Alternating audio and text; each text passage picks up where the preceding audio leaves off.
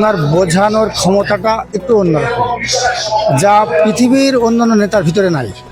তাদের শৃঙ্খলা আমাকে মুগ্ধ করে। যারা ধর্ম ব্যবসায়ী আসলে তারা তো ভালোভাবে নেবে না।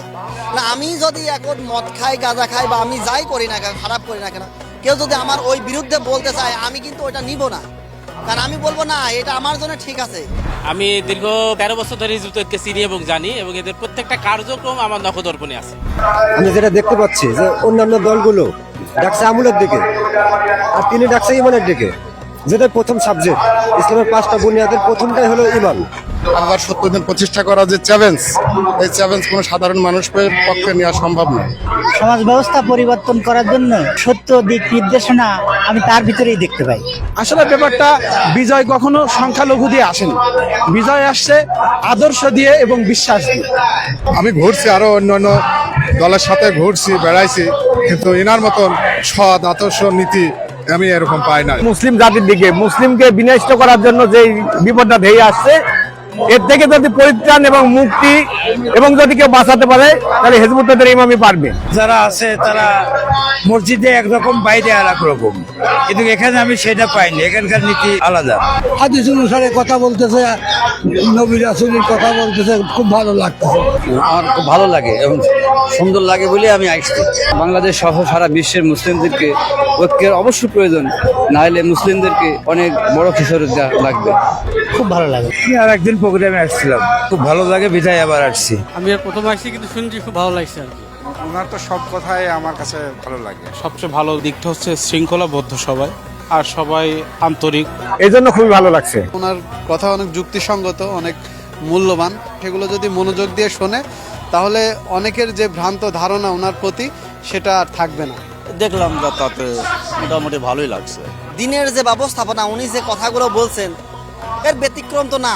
কথা বলে, একটা কথাও কোরআনের বাইরে বলে না।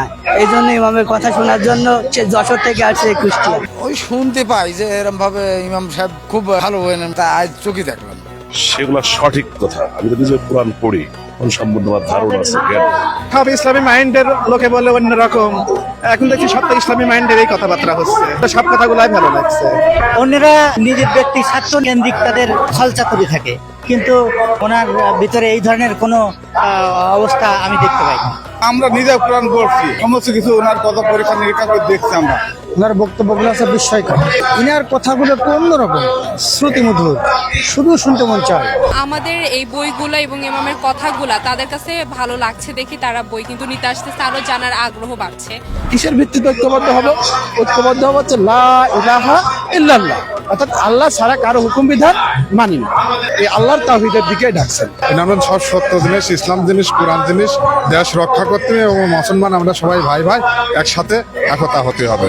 তিনি এই একই ডাক দিচ্ছেন যে আসো, সকল ভেদাভেদ ভেঙে মাজাব, ফেরকা, মতবাদ, দর্শন, রাজনীতি সব ভুলে আমরা ঐক্যবদ্ধ হই। ঐক্যবদ্ধ হতে হবে, এটা তো সব ক্ষেত্রেই দরকার। এই দেশকে, এই জাতিকে রক্ষা করতে গেলে আমাদের ঐক্যের কোনো বিকল্প নাই। উনি চাচ্ছেন যে আমরা সকলে আসলে ঐক্যবদ্ধ হইতে।